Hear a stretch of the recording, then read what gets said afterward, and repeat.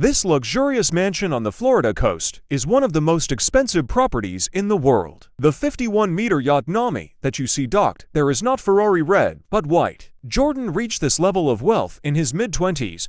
According to Forbes, he was one of Wall Street's most significant figures, even a legend among those on Wall Street. To him, achieving success meant taking bold and risky moves. So, how did Jordan get to this point? How did someone struggling to pay rent end up with such immense wealth? What were his driving forces, thought processes, and strategies? Let's go back to the beginning, to his first day stepping into the future domain of Wall Street. The initial welcome wasn't just a formality. His job was to make preliminary contacts between potential clients and brokers. He had to do this over 500 times a day, a number that could overwhelm anyone. The initial tasks were designed to test if he had the nerves to handle the pressure. Jordan's now famous persuasive skills were honed in this demanding environment. Once he obtained the necessary license and was promoted to broker, he was one step closer to his goal. However, that day became known as Black Monday in stock market history. It was one of the most significant one-day declines in the stock markets globally. The crisis was caused by a computer program intended to minimize investor losses in market downturns,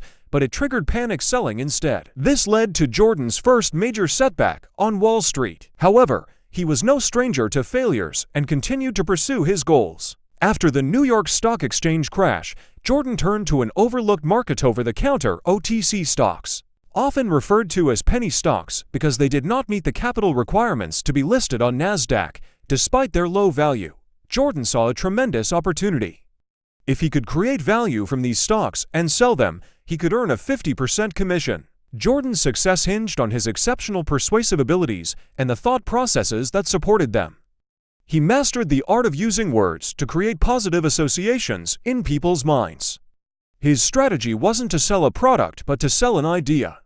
He frequently used words like opportunity, profit, and success, which evoke positive feelings, while avoiding terms like cost, pay, and loss. Jordan aimed to trigger an unconscious desire to buy, acting like a programmer coding the mind with words. This technique, although instinctual for Jordan, is systematically used in advertising, branding, and marketing today. For instance, Coca-Cola spends billions on advertising, not just to promote their name, but to create an image. Their ads frequently use the word happiness to create a psychological link between the brand and the concept of happiness. This way, when you want a drink, your brain associates Coca-Cola with happiness, making you more likely to choose it. Expanding his success on Wall Street, Jordan built a team of inexperienced but ambitious individuals. He taught them his marketing techniques, and soon, his garage company saw significant success. They moved from dealing with penny stocks to handling IPOs of major brands. This success also brought increased scrutiny from government agencies. During the period, he began engaging in stock market manipulations. 3 different federal agencies started investigating him. They used a tactic called pump and dump. This involved buying large amounts of stock in companies about to go public, artificially inflating their prices through aggressive marketing, and then selling them at a peak price. Jordan's approach to achieving his goals at any cost is reminiscent of Machiavellianism, a political philosophy that justifies using any means necessary to achieve one's objectives. According to this view, the end justifies the means, and moral considerations can be ignored. Jordan's entire life, not just his professional career, was built on this philosophy. He instilled these principles in his team as well. For him, the right mindset for success was this unwavering belief in the ends justifying the means. In summary, Jordan was determined to rise from nothing to the top, no matter the cost. And he did. However, this journey also brought the FBI closer to him than ever before. Without enough evidence to convict him, the FBI offered him the deal to step down from his company, Stratton Oakmont. Initially, he could have avoided serious charges by paying a few $1,000,000 in fines and leaving Stratton. He continued to run the company for a while longer. During this time, the FBI tracked the money trail and gathered new evidence. With enough proof to convict him for 20 years, they returned with a new deal. Jordan decided to cooperate, revealing everything about his associates.